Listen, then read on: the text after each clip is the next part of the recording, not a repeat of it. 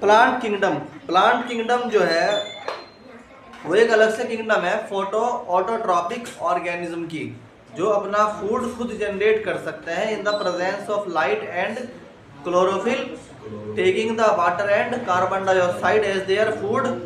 बोलो भाई। और फिर वो इकट्ठा करके उसको बनाते हैं क्या, उससे sugar and glucose and water and oxygen. तो ये ऑक्सीजन प्रोवाइडर्स हैं, ऑक्सीजन प्रोवाइडर हैं ये किसको, एनवायरनमेंट को। प्लांट क्या है, ऑक्सीजन प्रोवाइडर है एनवायरनमेंट को। तो अगर तुम प्लांट लगाते हो तो इसका मतलब तुम एनवायरनमेंट को ऑक्सीजन दे रहे। और ऑक्सीजन क्या है, जो एनिमल किंगडम है उसके लिए वो लाइफ है। ठीक है। तो प्लांट किंगडम में सबसे पहले हम पढ़ेंगे what is the classification of.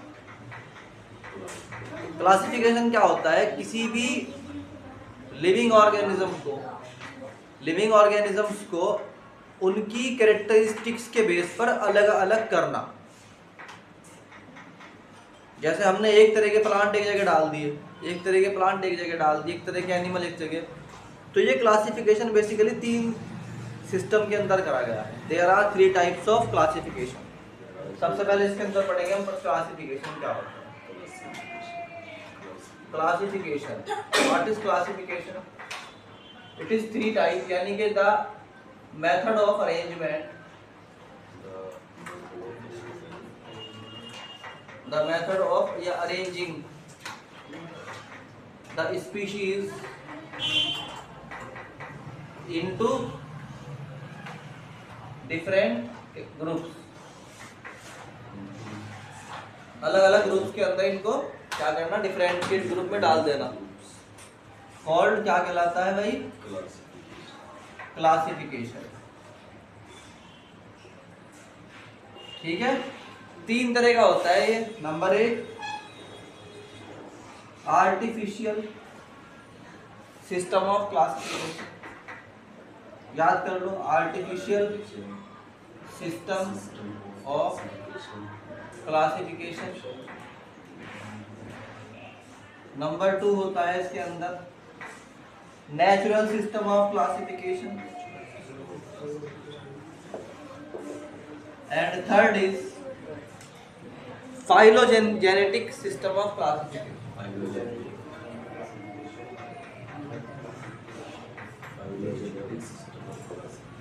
ठीक है। अब इन तीनों को अलग अलग पढ़ना है। Number 1 artificial system of classification. ठीक है भाई। Artificial system of classification, it is a system of classification which use to morphological character for the grouping of organism. ये करता क्या है, ये बस मॉर्फोलॉजिकल कैरेक्टर देखता है और कुछ नहीं। क्या देखता है, मॉर्फोलॉजिकल कैरेक्टर का मतलब बाहर से देखने में कैसे हैं, बाहर से देखने में कैसे हैं। For grouping of organism some artificial system use habit and habitat. कुछ हैबिट भी लेते हैं और हैबिटेट भी लेते हैं। मतलब 2 एनिमल है, उनको एक ग्रुप में डालना है तो तुम ये चेक करोगे कि वो एक दूसरे के जैसे देखने में एक जैसे है क्या। अगर वो देखने में एक जैसे हैं तो तुम कहोगे जी सेम ग्रुप क्या है, भले ही उनका अंदर कुछ भी हो। नहीं आई बात समझ, भले ही उनके इंटरनल स्ट्रक्चर कैसे भी हो, उससे फर्क नहीं पड़ता। ठीक। उनको उसको आर्टिफिशियल जब तुम देखोगे चीजों को तो तुम देखोगे देखने में कैसे है बस। नहीं आई बात। 2 फ्लावर हैं, भले ही एक जहरीला हो और एक खाने लायक हो, मगर अगर वो देखने में एक जैसे हैं तो एक जैसे में डाल दो। नहीं आई बात समझ में, ठंडा पानी। ठीक। तो हम कहते हैं कि भाई एक तो ये क्या करता है, देखता है। अब इसका एक एग्जाम्पल है बहुत तगड़ा, है ना। ये क्या करता है, मैं इसके कीवर्ड लिख रहा हूँ ताकि पढ़ने में आसानी हो। एक तो ये देखता है 1 और 2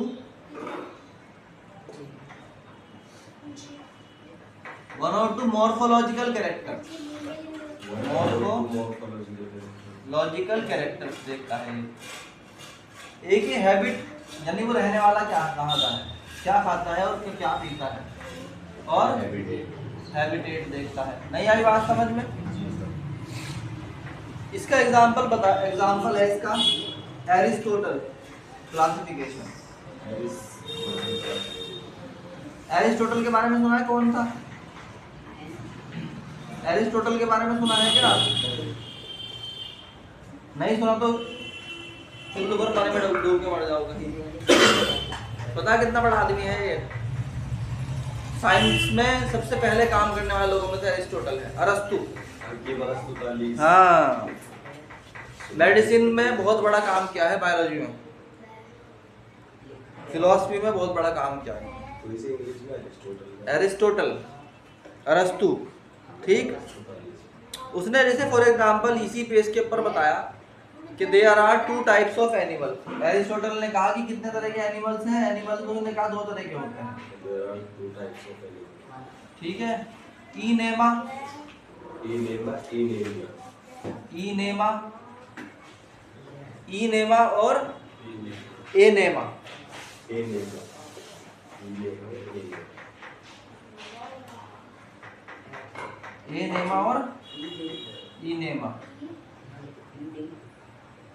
इनेमा का मतलब क्या है? जिनके अंदर रेड ब्लड है। जिनके अंदर क्या है? रेड ब्लड है। और वो जिनमें रेड ब्लड नहीं है वो क्या है? Enema, not having red blood. अरे बोलो, समझ में नहीं आ रहा क्या? इनेमा का मतलब जिनमें रेड ब्लड है, और जिनमें रेड ब्लड नहीं है वो क्या है? एनेमा। बहुत सारे कीड़े ऐसे हैं, मारो उनको, उनमें से ब्लड निकलता ही।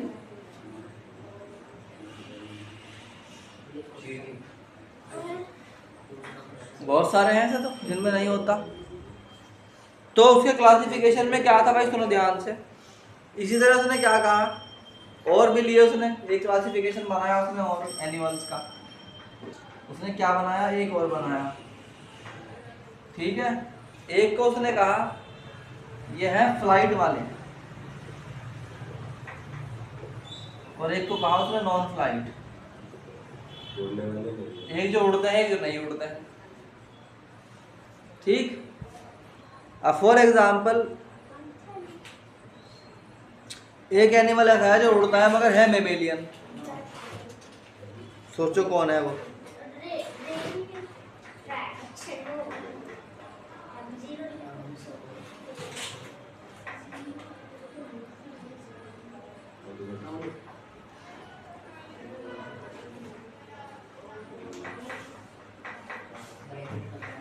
तो इसके की पॉइंट्स हैं, क्लासिफिकेशन में अभी चल रहा है।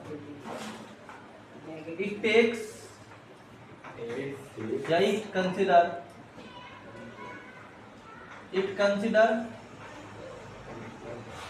Parallel evolution.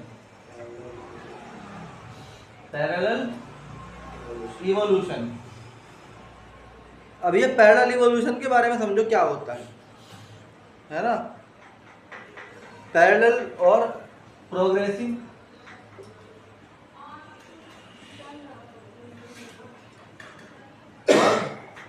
रिट्रोग्रेसिव,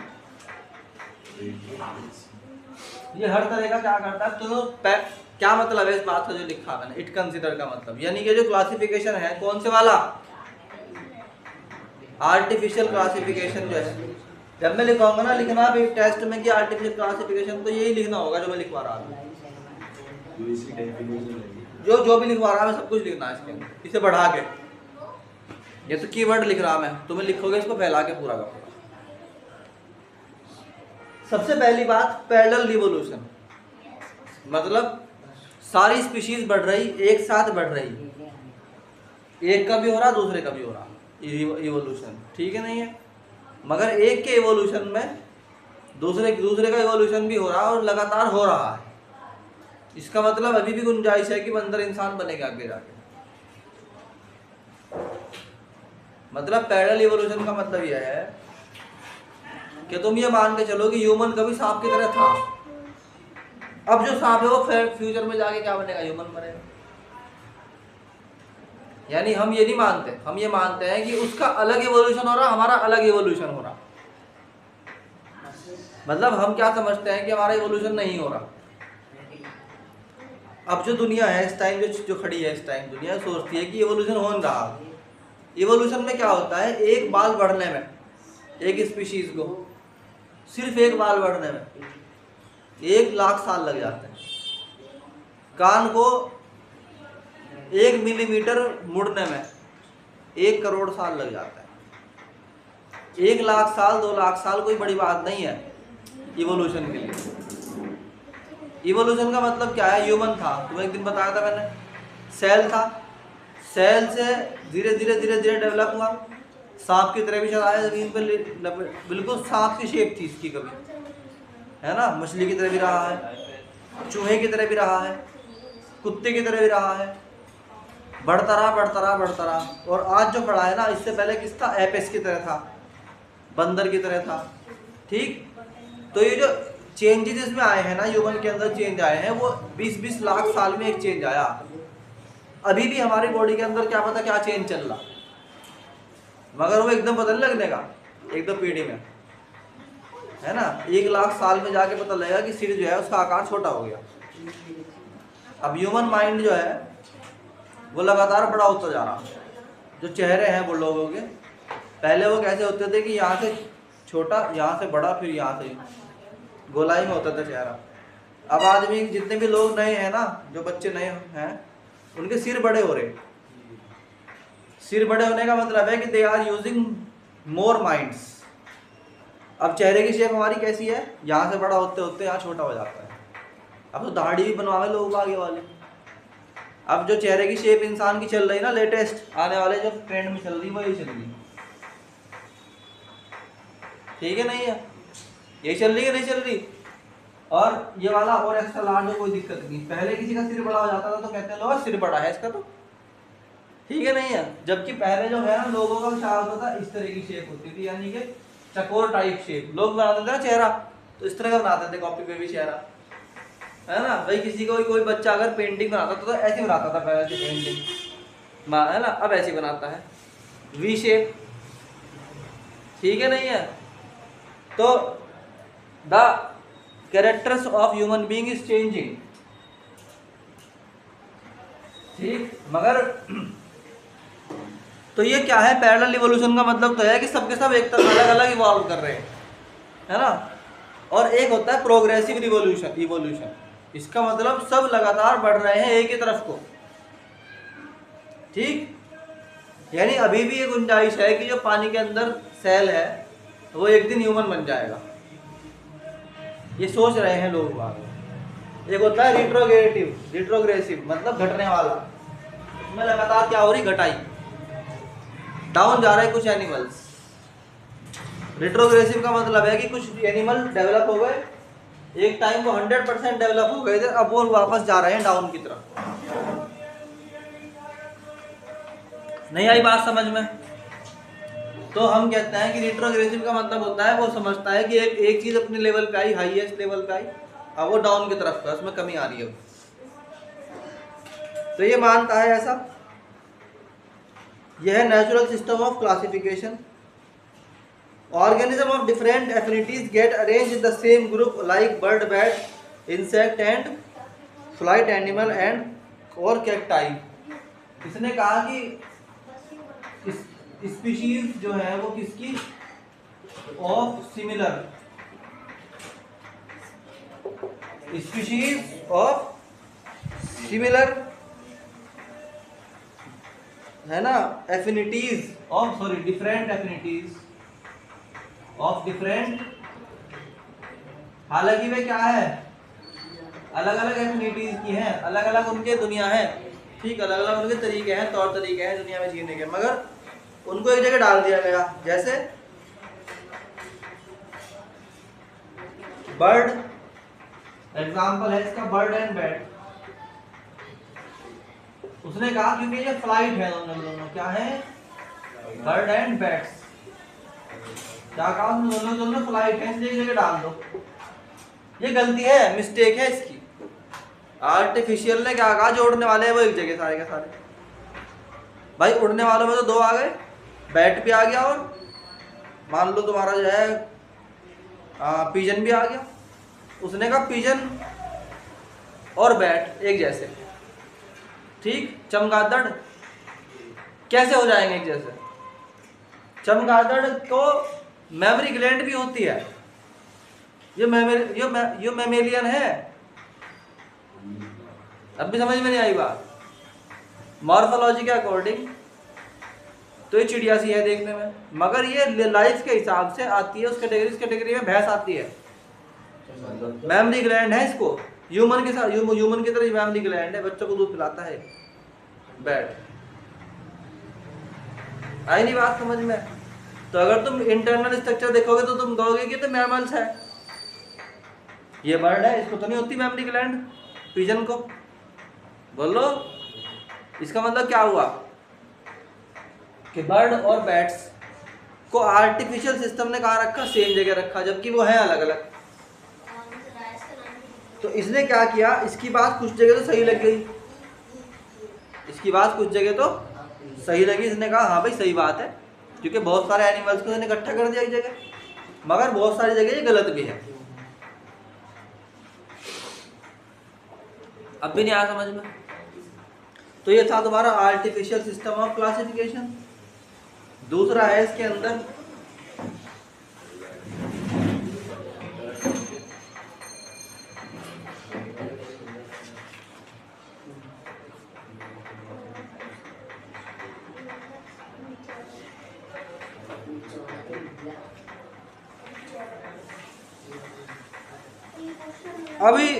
अभी देखो भाई, ध्यान से समझना।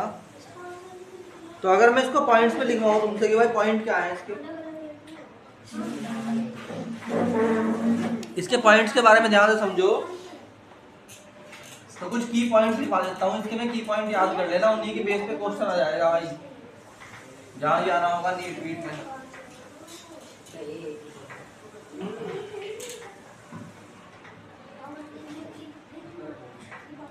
तो भाई है that is artificial system of classification. Artificial system of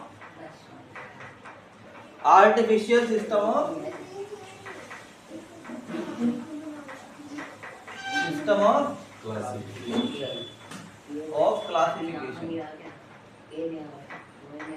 इसमें जो है पहला पॉइंट क्या है,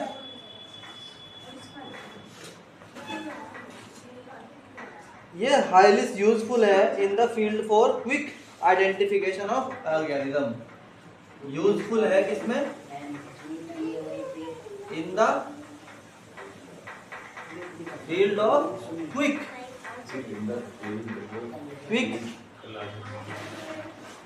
आइडेंटिफिकेशन। एकदम देखना है कि ये क्या है भाई, तुम्हें देख के पता लग जाएगा तुमसे, अरे तो चिड़िया है, वो बात की बात है कौन सी चिड़िया है, मगर है। बताओ, बहुत से ऐसी मछली होती है जो सांप जैसी लगती है देखने में, तो तुम देखते कहो तो सांप है, मगर वो है नहीं सांप। आई नहीं बात समझ में?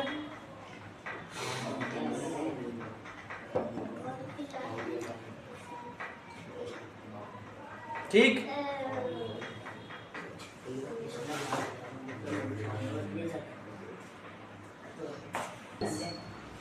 तो तुमने देखते ही निकाल दिया एकदम से, क्या देखते ही निकाल दिया कि इसमें ये तो एनिमल, ये तो वो है, ठीक है ना, बाद में वो निकले कुछ भी, वो अलग अलग मैटर। इसमें कितने कैरेक्टर होते हैं? इसमें कहते हैं इट यूजेस 2 और मोर मॉर्फोलॉजिकल ट्रेट्स। यूजेस 2 और मोर मॉर्फोलॉजिकल ट्रेट का मतलब, मॉर्फोलॉजिकल ट्रेट का मतलब क्या है? देखने में कम से कम 2 बात लेता है वो एक साथ, पंख है कि नहीं है। आई नहीं बात समझ में? तीसरा, मे यूज कर सकता है, नहीं भी करने का। मे यूज हैबिट और हैबिटेट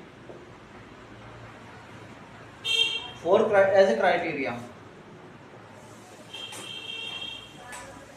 क्राइटेरिया के तौर पे ये हैबिट और हैबिटेट दोनों को इस्तेमाल कर सकता है।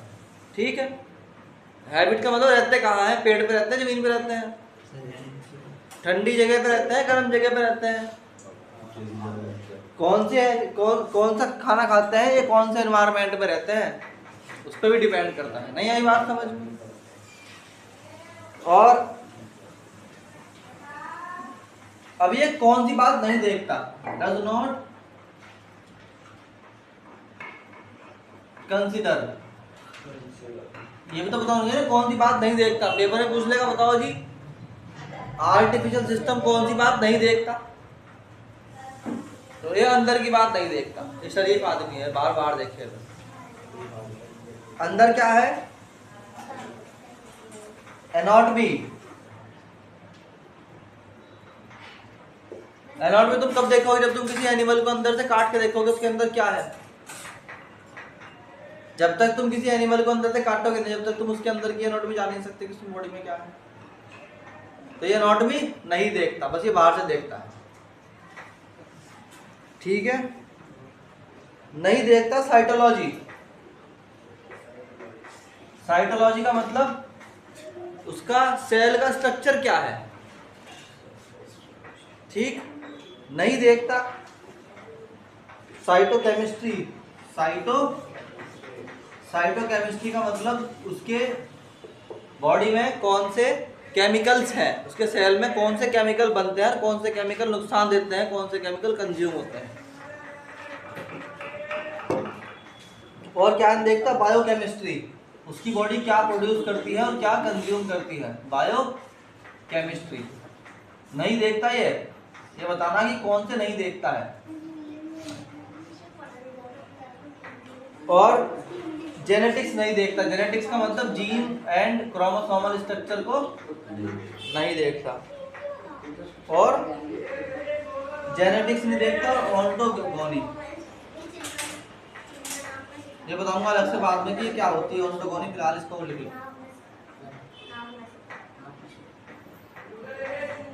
अब एक बात और ध्यान रखना, जैसे फॉर एग्जांपल दो एनिमल्स के बीच में हम निकालते हैं फाइलोजेनेटिक रिलेशनशिप,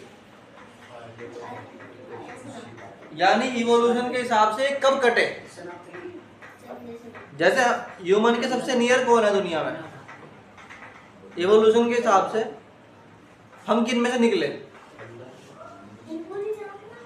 हमारे सबसे क्लोज रिलेटिव कौन है भाई। तुम्हारे जो सबसे क्लोज रिलेटिव है तुम्हारी फैमिली, तुम्हारे तुम जो बैठे हुए हो, उनमें से तुम्हारा सबसे क्लोज रिलेटिव तुम्हारा भाई है या मदर है। मदर रिलेशन में सबसे क्लोज तुम्हारा कौन है, मदर है, उसके बाद भाई है। बात समझो ना, ये तुम हो, ये तुम्हारा भाई है, ये तुम्हारी बहन है, ये तीनों किससे आए हैं, कॉमन, बोलो भाई, कॉमन पेरेंट्स से। ऐसे मान लो कि तुम हो, तुम्हारा भाई है ए एंड बी एंड सी। अब तुम तीनों जो है वो कॉमन पेरेंट से आए हो, है ना। कॉमन पेरेंट दो हैं तुम्हारे, कौन कौन, मदर एंड फादर, बोलो है। उसके बाद मदर जो है, फादर जो है, उनसे तुम्हारे बहन भाई बने। वो किससे आए, तुम्हारी ग्रैंड मदर और ग्रैंड फादर से, नाना की तरफ वाले, मैटरनल वाले, उन्हें बोलते हैं मैटरनल ग्रैंडफादर, नानी। लोग सोचते हैं ग्रैंडफादर का मतलब तो दादा नाना कुछ भी हो सकता है, जबकि वहां लगता है वर्ड मैटरनल या पैटर्नल। मैटरनल ग्रैंडफादर का मतलब नाना, पैटर्नल ग्रैंडफादर का मतलब दादा।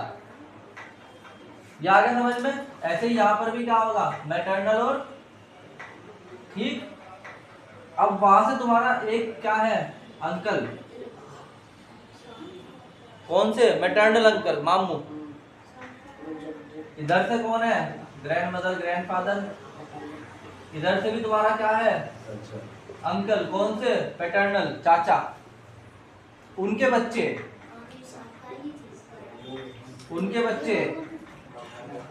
मामा के बच्चे, चाचा के बच्चे। तो ये तुम्हारे रिलेटिव हो गए कि नहीं हो गए, बोलो। तो क्लोज रिलेशन जो है वो इस तरह से, इनके भी फादर पेरेंट्स होंगे, उनसे भी निकलेगा कोई ना कोई तुम्हारा। तो इस तरह अलग हुए, कहां से, यहां से। इसी तरह स्पीशीज अलग हुई दुनिया में, जैसे कैटल है, जैसे काऊ है, काऊ और बफेलो, इनका कोई पेरेंट सेम होगा,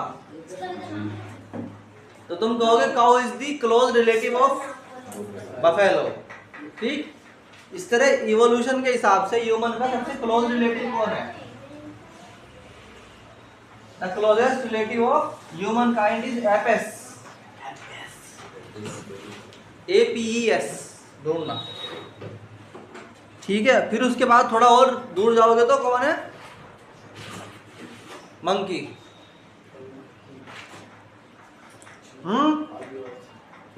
मंकी, आदिवासी हो या कोई भी, सब होमोसेपियन बराबर है, होमोसेपियन है सब, होमोसेपियंस है ना।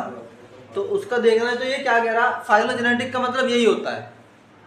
फाइलोजेनेटिक मतलब इवोल्यूशनरी रिलेशनशिप आपस में क्या है। नहीं आई बात समझ में? तो हम कहते हैं कि ये क्या करता है, नो इंफॉर्मेशन अबाउट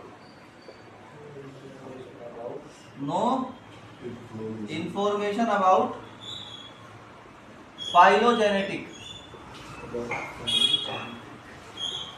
रिलेशनशिप, इसमें कोई नहीं लेता है।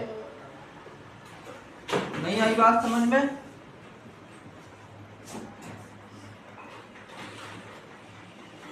इसमें एक नुकसान इसका यह है कि ऑफन, कभी कभी, टेक अनरिलेटेड, जो आपस में रिलेटेड भी नहीं है, organism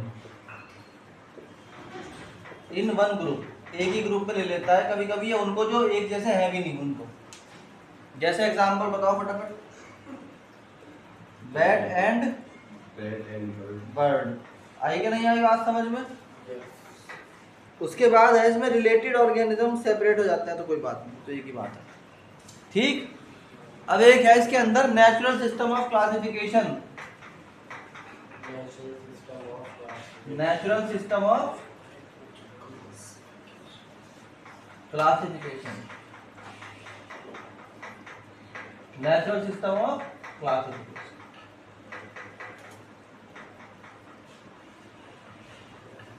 natural system of classification, ये क्लासिफिकेशन वो है जो देखता है बहुत सारी चीजें, अंदर स्ट्रक्चर क्या है, बायोकेमिस्ट्री देखता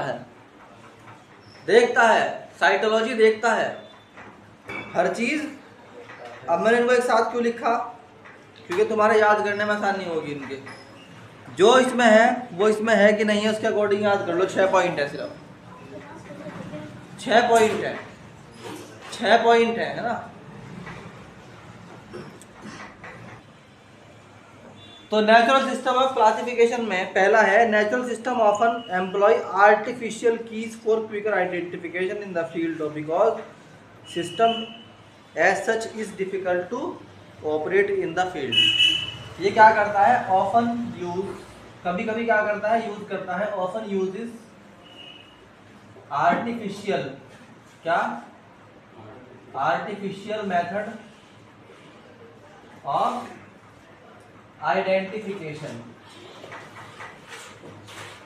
जब उसे ऑर्गेनिज्म को पता लगाना होता है कौन सा ऑर्गेनिज्म है ये, तो क्या करता है, ये इसको यूज कर लेता है, क्योंकि इससे एकदम पता लग जाता है कि कौन सा ऑर्गेनिज्म है। ठीक, दूसरी बात, इसमें कितने मॉर्फोलॉजिकल कैरेक्टर थे, 2 और 1 या 2, सॉरी इसमें लिखा था यहाँ पे 1 और 2, बस ये एक या दो बात देखेगा बस, और नहीं देखने का। इसमें क्या होगा, बहुत सारे कैरेक्टर देखेगा।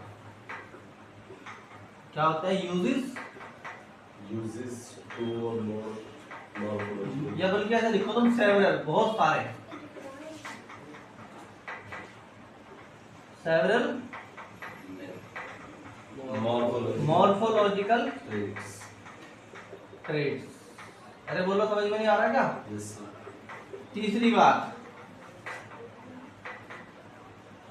इधर क्या था भाई, लेफ्ट में पढ़ना जरा एक बार, 3rd पॉइंट क्या था इसमें,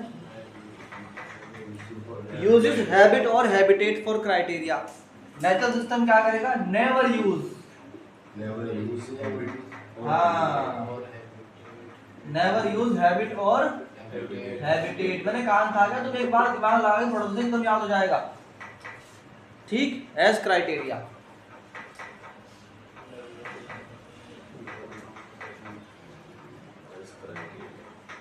नंबर 4, सिस्टम एम्प्लॉय क्या करता है? नंबर 4 में बताओ जल्दी से। हाँ हाँ, ये सारी इंफॉर्मेशन नहीं करता था यूज। कौन? Artificial system. ये क्या कह रहा है? Uses all information,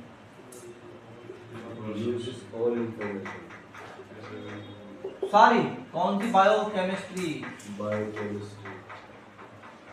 cytology, cytochemistry, anatomy, ETC, all, सब के सब ईटीसी लिख दो, ऑल। नहीं आया समझ में? है? अगला क्या था इसमें पॉइंट? No information about. क्या ये फाइलोजेनेटिक रिलेशनशिप को इस्तेमाल करता है?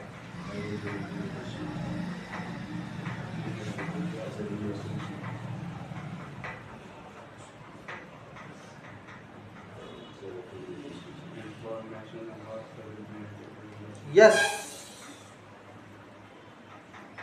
इट यूजेस, ये यूज करता है क्या?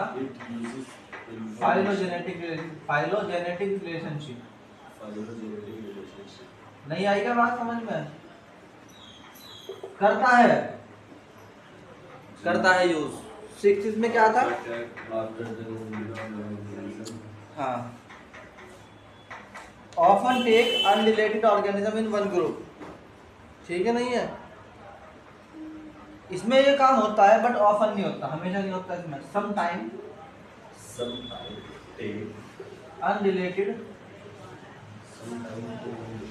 अनरिलेटेड ऑर्गेनिज्म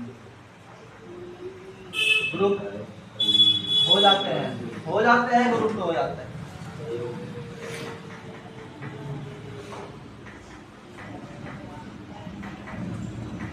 ये एक बात और ध्यान रखना, 7th पॉइंट था, इसके अंदर होमोलॉजी कभी यूज नहीं करता। Homology never. होमोलॉजी के बारे में आज गूगल से देखना क्या होती है होमोलॉजी, मुझे दिखाना फिर करके। इसमें क्या होता है? Homology use. बोलो भाई। तो इस तरीके से खत्म हो गया है तुम्हारा, दोनों याद हो गए? ठीक हो गया अभी?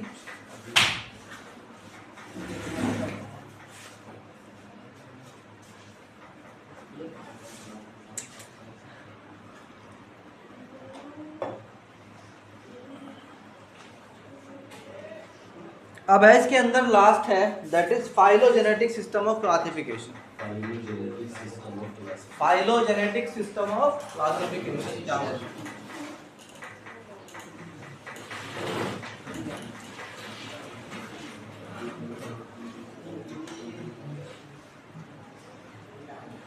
फाइलोजेनेटिक सिस्टम का मतलब ये है कि ये देख रहा है एक दूसरे को इवोल्यूशन के अकॉर्डिंग। जो मैंने अभी ट्री बनाई थी, क्या बनाई थी? ट्री। तो फाइलोजेनेटिक सिस्टम ऑफ क्लासिफिकेशन बहुत आसान है समझने के लिए, 3-4 पॉइंट याद कर लो, इसके ली के अंदर से सब मिल जाएगा। फाइलोजेनेटिक सिस्टम ऑफ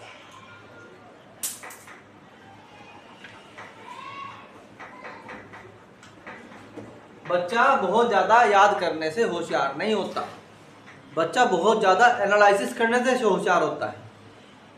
गौर और फिक्र करो चीजों में, ये क्या बताया जा रहा हूं, इसके बेस पे अगर कोई बात पूछ ले तो क्या होगा। नहीं आई बात समझ में? आदमी कोई जानवर नहीं कि उसको रट्टा लगाया जा रहा गधे की तरह कि तू याद कर याद कर याद कर। इंसान हो तुम, इंसान। सोचो कि सर ने वाली बात बताई तो उसके अकॉर्डिंग मुझसे पूछने लगे पिजन कहाँ आएगा, नहीं आई बात समझ में? तो दो तरह के क्लासिफिकेशन होगा। एक बच्चा हुआ है जो रट्टा मारेगा, ये होता है, ये होता है, ये होता है, ये होता है, ये होता है। एक क्या समझेगा इसमें, बाहर से अगर देखा तो आर्टिफिशियल, और अगर अंदर की स्टडी करी तो नेचुरल। नहीं आई बात समझ में? अब तुम सोचोगे तो फिर ये फाइलोजेनेटिक क्या होगा भाई, इससे अलग इसमें हो तो क्या दोनों चीजें, बाहर से भी हो गया अंदर से भी हो गया। जबकि ज्यादा एडवांस कौन है इनमें से, नेचुरल या आर्टिफिशियल? नेचुरल है।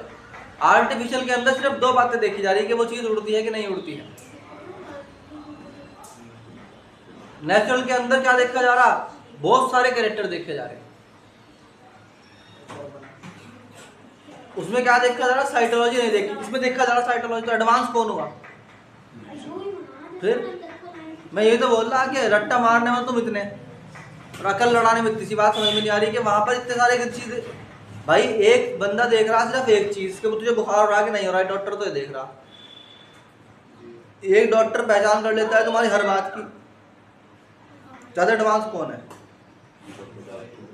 तो वो ज्यादा देख रहा ना, उसके पास ज्यादा तरीका है देखने के। बोलो। तो जिसके पास ज्यादा से ज्यादा क्राइटेरिया है वो ज्यादा बढ़िया है। वे कहते हैं एनालिसिस, मोटा दिमाग नहीं होना चाहिए आदमी का, बारीक दिमाग होना चाहिए। फाइलोजेनेटिक सिस्टम क्या होता है? नहीं, फाइलोजेनेटिक का मतलब है नेचुरल सिलेक्शन। बहुत ही बेहतरीन वाला टॉपिक है। कैसे दुनिया आगे बढ़ी, कैसे इवोल्यूशन में एक सेल से पूरी दुनिया बन गई, उसमें कौन कौन कब कब आगे बढ़ा, कौन कौन किसका रिलेटिव है। ह्यूमन किसका रिलेटिव है, क्लोज रिलेटिव? बताओ। Homo sapien is the close relative of, Homo sapien is the close relative of apes and monkey also. तो ये बातें समझने की है, एनालिसिस करो भाई, एनालिसिस से समझ में आएगा। ये वैसे नहीं कुछ भी पल्ले पड़ने का। एनालिसिस करोगे ना तो पूरा सिलेबस तुम्हारा दिमाग में उतर जाएगा।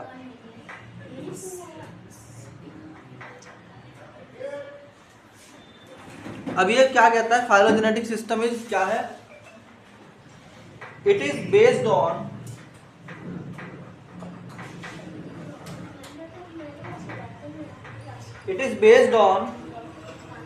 possible evolution of